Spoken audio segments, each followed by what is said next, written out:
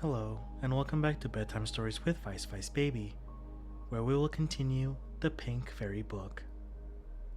Story 3: The Three Brothers. There was once a man who had 3 sons, and no other possessions beyond the house in which they lived.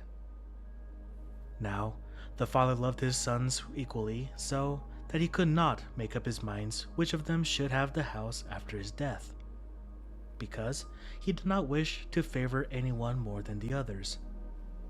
And he did not want to sell the house, because it had belonged to his family for generations. Otherwise, he could have divided the money equally amongst them. At last, an idea struck him, and he said to his sons, "You must all go out into the world and look about you, and each learn a trade. And then, when you return, whoever can produce the best masterpiece shall have the house." The sons were quite satisfied. The eldest wished to be a blacksmith, the second a barber, and the third a fencing master. They appointed a time when they were to return home, and then they all set out. It so happened that each found a good master, where he learnt all that was necessary for his trade, and the best possible way. The blacksmith had to shoot the king's horses, the barber shaved the best men in the kingdom, and he too made sure that the house would be his. The fencing master received many a blow, but he set his teeth and would not allow himself to be troubled by them.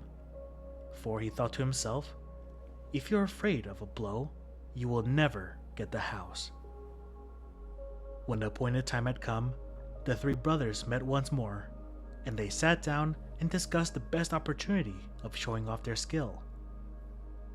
Just then, a hare came running across the field towards them.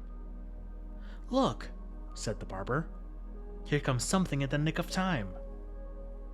Seized basin and soap, made a lather whilst the hare was approaching, and then, as it ran at full tilt, shaved its mustache without cutting it or injuring a single hair on its body. "I like that very much," said the father. "Unless the others exert themselves to the utmost, the house will be yours." Soon after, they saw a man driving a carriage fiercely towards them. "Now, father, you shall see what I can do," said the blacksmith, and he sprang after the carriage, tore off the 4 shoes of the horse as it was going at the top of its speed, and shoed it with 4 new ones without checking its pace. "You're a clever fellow," said the father, "and know your trade as well as your brother. I really don't know which of you I shall give the house." Then the 3rd son said, "Father, let me also show you something." And, as it was beginning to rain, he drew his sword and swung it in a cross above his head, so that not a drop fell on him, and the rain fell heavier and heavier, till at last it was coming down like a waterspout. But he swung his sword faster and faster, and kept as dry as if he were under cover. When the father saw this, he was astonished and said, "You have produced the greatest masterpiece. The house is yours." Both the other brothers were quite satisfied, and praised him too, and they were so fond of each other that they all remained at home and plied their trades, and as they were so experienced and skillful, they earned a great deal of money, so they lived happily together till they were quite old. And when one was taken ill and died, the 2 others were so deeply grieved that they were also taken ill and died too.